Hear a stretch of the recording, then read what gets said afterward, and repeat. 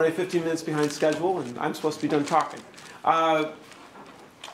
This last summer, I was asked by some people if I wanted the team up to compete in the new Nanosat challenge. I said no, I don't have time. I am in the process of chasing down, if at all possible, the Google Lunar X Prize, and instead, they had asked in turn, would you like to build us rockets instead of participating? And I said, yes, I can do that. Well, the more I found out about this stuff, the less it seemed like the people knew what was going on, and I took it upon myself to bring together a meeting of people so we can influence the rules early on, since I participated in previous challenges, and see if we can possibly help give feedback to NASA and the others on things that need to happen that have not happened, or changes in approach compared to what's happened before. So, that said, I'm going to keep this short. I had a nice long 15-minute spiel, but my time is up. And we need to keep this relatively compressed for people. We're going to do a slight change in the scheduling for everything. The reason being, the majority of you are not here to possibly pick up a rocket from me. You guys are more likely to want to bang on the NASA and FAA for information and feedback to the rules as to what's going on. So, in that said, after Dr. Kalman, who's going to be speaking after after the draft rules for the Nanosat challenge, and Dr. Kalman have gone, we'll take a break, and then the FAA will pick up with Sherman Council instead, so, rather than me and the other guys there. So, if we will, please thank you for coming. This is not something that I expected even remotely the number of you to come that did, and I am quite delighted. So, if you will, Andrew Petro will start us off with what they're hoping to get from the challenges. Yes, please. This on? Yep.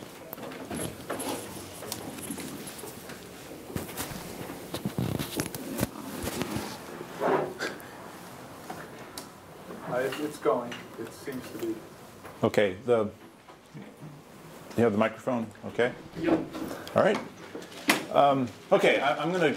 What I'll do is give a brief presentation. It doesn't need to be maybe quite so long. Just on the background of the Centennial Challenges program. I think it'll kind of get everybody on the same page as far as how this program functions. I won't spend a lot of time on that. I have a lot of photographs to kind of give you a feel for things if you're not already very familiar with it. Then let me just ask, in terms of the agenda, we were going to talk later about the rules themselves. We'll go after Andy Kalman. Yeah, okay, great. Okay, so we'll go ahead and start next. How do we? Yeah, I'll do this. I can just. Yeah. There, that's good. Okay, just to give you the context, this program began in the Exploration Mission Systems area of NASA back in 2003 and evolved through 2005 when they began the first challenges. Then it moved to an organization called the Innovative Partnerships Program. That's where it was when I joined the program in 2008. All of the Innovative Partnerships programs have now moved to the new Office of the Chief Technologist. You can see that Centennial Challenges is among the early stage innovation programs, along with some of the existing programs that you're probably familiar with, SBIR being one of those. The idea then is that under this Office of Chief Technologist, there'll be three divisions. After early stage, there's a game-changing technology and then a cross-cutting capability demonstrations. Those are the flight demo kinds of things. So the idea is an integrated program bringing fresh new ideas in, having opportunities, programs that will mature those ideas further along and then get to the actual flight demo type programs. Of course, all of this new stuff is subject to the decisions that Congress makes over the next months and years, perhaps, about funding those new programs. But certainly the existing ones are ongoing as we speak, so they're not affected by that directly. Okay, I can go ahead and punch them when you can have a relax. Just to talk a little bit, Centennial Challenge is about incentive prizes, and we want to bring in ideas from a broad range of sources, not just the typical NASA contractors. And I was thinking before I got up that I've been to quite a few conferences lately where it's always sort of the same group of people that show up at them, and this is definitely a different kind of group today, and I'm very happy you're all here, and I'm happy to be here with, I think, a different cross-section of the aerospace industry. What's depicted here is Brian Turner from the Kansas City Space Pirates. This was an article that was in the New York Times Magazine a few years back. But there you see, the prototypical garage inventor, literally in the garage. But what came out of that was what we saw later at the power beaming challenge. They showed up with a very sophisticated system, an automatic tracking system, an 8-kilowatt laser, and they got within 50 meters of the target. They climbed 950 meters, did not win anything back in 2009 at that challenge. But that's the kind of thing we expect to see and we have seen with this. And of course, teams like Kansas City are not the only kinds of competitors we have. And of course, we've seen entrepreneurial companies that have been very successful, as well as independent inventors and student university groups. And just on the sort of the details of the program, it was specifically authorized by Congress in 2005. And the money that we get appropriated for the prizes can only go to prizes, and we can only use money that's appropriated in that way for prizes. So it limits us somewhat, but we're one of the few agencies in the federal government that has a prize authority. There's a few others, and the goal of the new administration is to expand that to everybody in the federal government. So I think you'll be seeing more and more agencies doing things like this. We provide only the prize money in these challenges, and we work with nonprofit organizations to run each of the challenges, and they seek commercial or private sponsorship to help pay for the operation of the challenge, and that's a very important thing. Sponsors could also add to the prize money. That hasn't happened yet, but that's certainly allowed. And as we work with these allied organizations, NASA does concur on the rules and the plans, but it's basically, the operation of the challenge is in their hands. We began back in 2005. There was about $10 million was appropriated for the program. Then nothing after that until last year in 2010 we got $4 million, and that's what allowed us to begin these new challenges this past year. The request in the President's budget is $10 million for 11 and the following years, but that's, again, subject to what Congress decides to do. I think we will get somewhere between 10 and 0. No way of knowing beyond that at this point. And we may not have really any answer to that for some time now, depending on when they do pass a budget for this year, or if we could end up in a continuing resolution for the entire year, in which case, not exactly sure what would happen. I've been asking about that. But the funds we get, what's really great about this, they don't expire. Typically, appropriated money expires after a year or two. It has to be spent or it's lost. This money is basically in the bank for as long as we need it. And the money behind this challenge was appropriated last year, so it's good, it's there. There's no chance of that going away.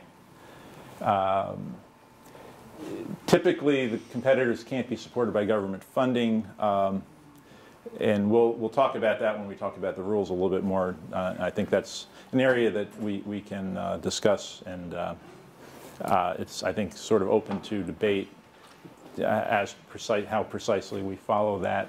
That's not dictated by the congressional authority.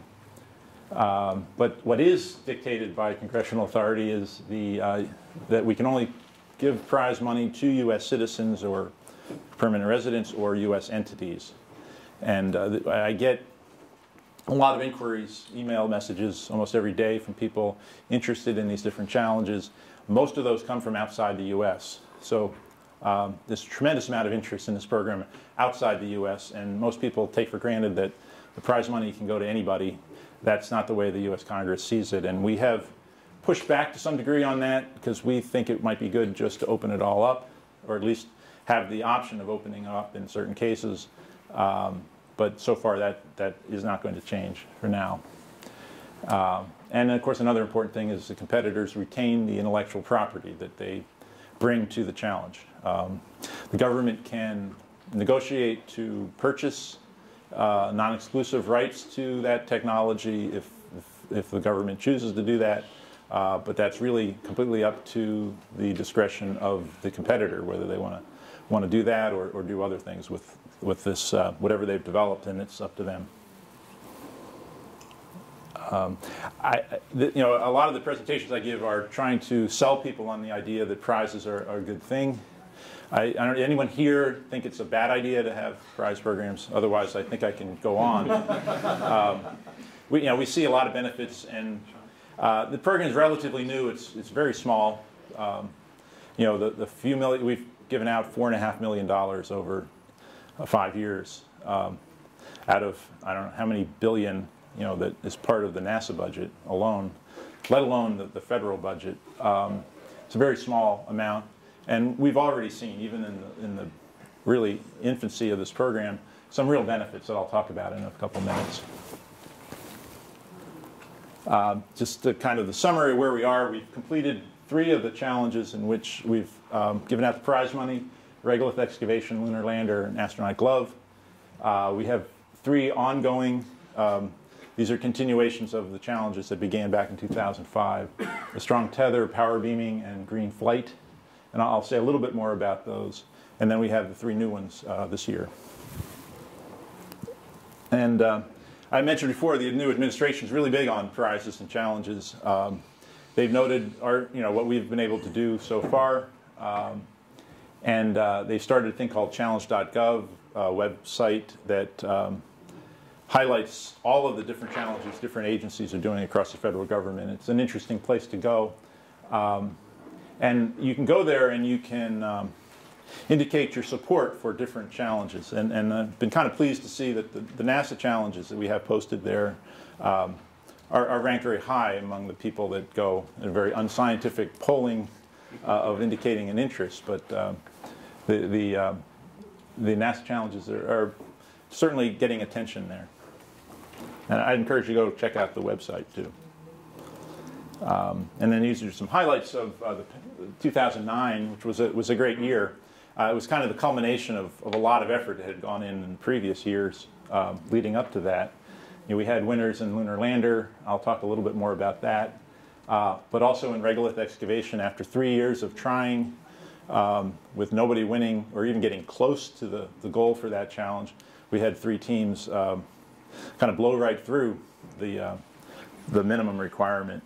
And the winning team was a university team led by an undergraduate. And so that was a very, very good challenge. And of course we had the second round of the astronaut glove. We had 2 winners in that. And then of course in power beaming, a winner for climbing 1 kilometer with beamed power. Just a few shots of lunar lander challenges. This is the Armadillo team getting